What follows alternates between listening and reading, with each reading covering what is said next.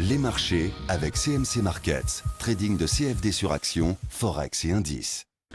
Salut, c'est Trado, voilà la vidéo de mise à jour pour l'indice parisien et pour Valneva qui a coiffé au poteau l'analyse sur Ibrigenix ce soir. Alors voilà où nous en sommes sur le CAC 40. Alors reprenons notre graphe d'hier, dépouillé de l'Ishimoku sur lequel je ferai une analyse spécifique après. On voit que la séance d'hier était un avalement haussier, hein, bon, de facture assez médiocre, je l'avais dit, parce que il fallait vraiment que le grand corps de bougie vert dépasse amplement le corps de la bougie rouge précédemment pour avoir un bon signal. C'était un signal donc assez médiocre, mais qui était quand même finalement aujourd'hui respecté, suivi des faits avec une hausse somme toute modeste à 0,25%, mais une hausse quand même. Alors qu'est-ce qui nous a bloqué en chemin? Tout simplement cette fameuse oblique orange là, hein, qui a continué à faire des siennes, mais qui couplé à cette oblique là nous donne, je vous le rappelle, un triangle ascendant et à angle droit, et je vous rappelle que les triangles ascendants à angle droit se cassent dans plus d'une fois sur deux par le haut. Alors si on respecte les stats, normalement ça devrait casser par le haut. La question c'est est-ce qu'on va respecter les stats, et puis surtout quand? Et la séance se manifeste ce soir par un doji. Alors je vous rappelle ce que c'est que le doji. Non pas que le caractère prédictif est important, mais parce que ça nous donne une idée de la psychologie des marchés. Les doji, on a tendance à dire que c'est de l'inversion de tendance. Alors statistiquement, c'est pas vrai. Un doji, déjà pour commencer, ça ressemble à une croix. Alors la croix veut dire qu'on a ouvert et qu'on a clôturé la séance sur les mêmes niveaux, si bien que globalement on a bataillé toute la séance pour pas grand chose, puisqu'on clôture sur le même niveau que le niveau d'ouverture. Là on a ouvert ici, on a clôturé là, on a ouvert ici, on a clôturé là. Ça, ce sont les différents doji qui existent, hein, doji en croix, doji en porteur d'eau, etc., etc. Et le message est le même, c'est toujours l'idée sur laquelle on se bagarre toute la séance, mais finalement pour pas grand-chose. Voilà quelques exemples. Là, ce doji-là a effectivement donné lieu à une inversion de tendance. Il y a eu hausse, puis après il y a eu baisse.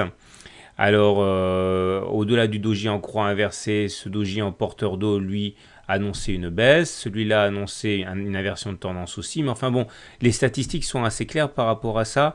Il ne faut pas en déduire nécessairement une inversion de tendance, mais simplement une valse hésitation sur la séance. Alors, la valse hésitation, elle est là, hein, le doji en porteur d'eau en atteste. Et encore une fois, c'est parce qu'on vient buter contre cette oblique haussière. Je vous rappelle qu'on est toujours également en train d'évoluer à l'intérieur de ce biseau ascendant, et on pourrait aller chercher le haut du biseau vers les 4570 hein, avant éventuellement de repartir dans une oscillation baissière.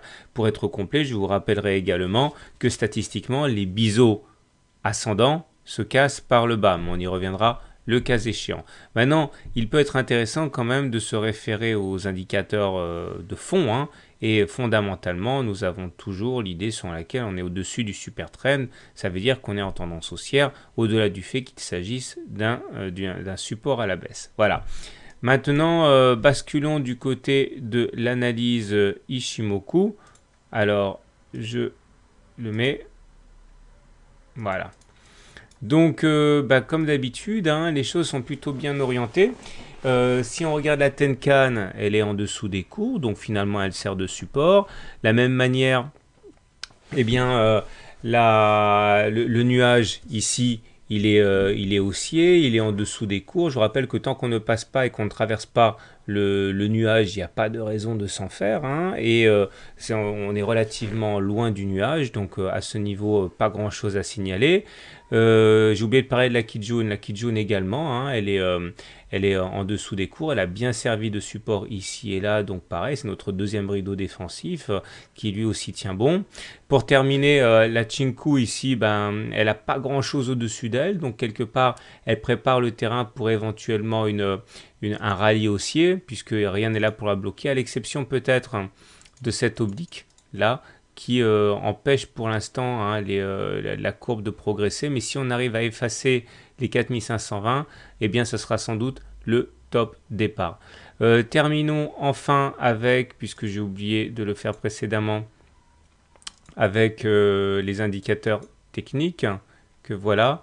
Alors, Le stochastique est toujours au-dessus de 80, donc dans sa zone de surachat. Je vous rappelle que c'est la zone où il est relativement très dangereux en fait de vendre à découvert. Le MACD confirme son croisement de signal. Bon, c'est pas très significatif ici parce qu'il y a beaucoup de croisements-décroisements, ce qui est encore une fois révélateur des périodes de consolidation dans un triangle ou dans un biseau. Hein. Le MACD perd un petit peu de son côté prédictif. Le momentum est positif. On remarquera néanmoins sur le momentum, j'ai enlevé le trick, c'est le CCI qui n'envoie pas de signaux particuliers en ce moment. Le momentum est en situation de divergence baissière. Hein. Regardez, on a fait un plus haut sur les cours, entre là et là, mais on n'a pas fait de plus haut sur le momentum.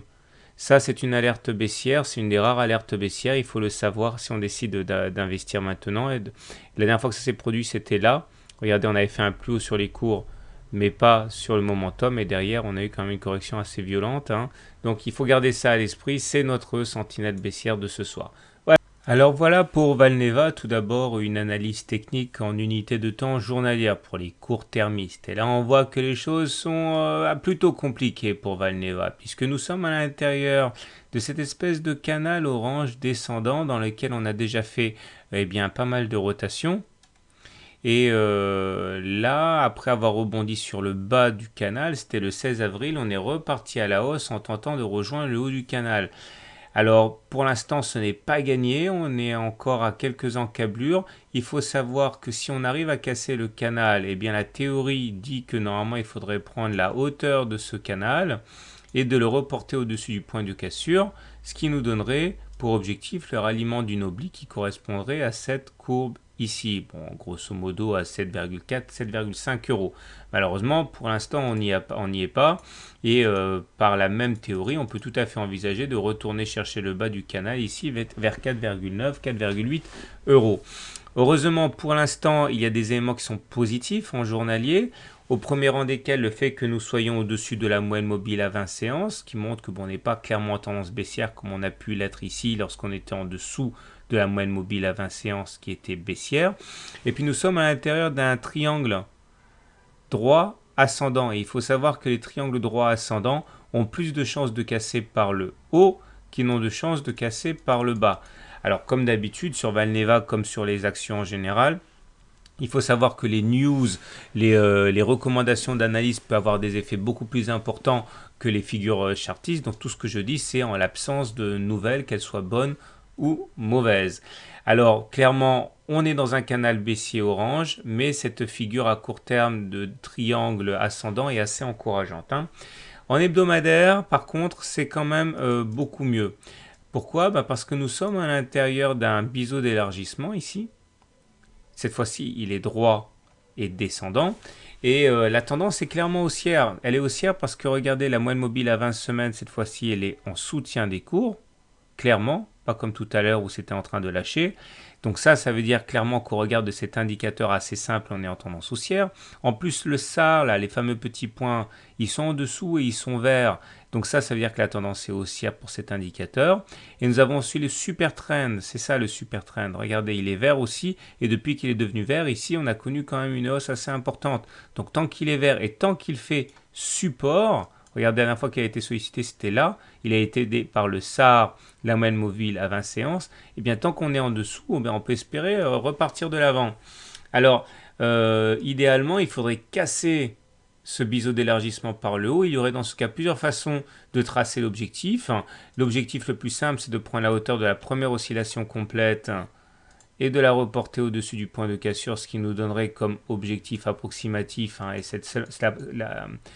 il y a d'autres façons de calculer l'objectif. Celui-là, c'est le plus minimaliste.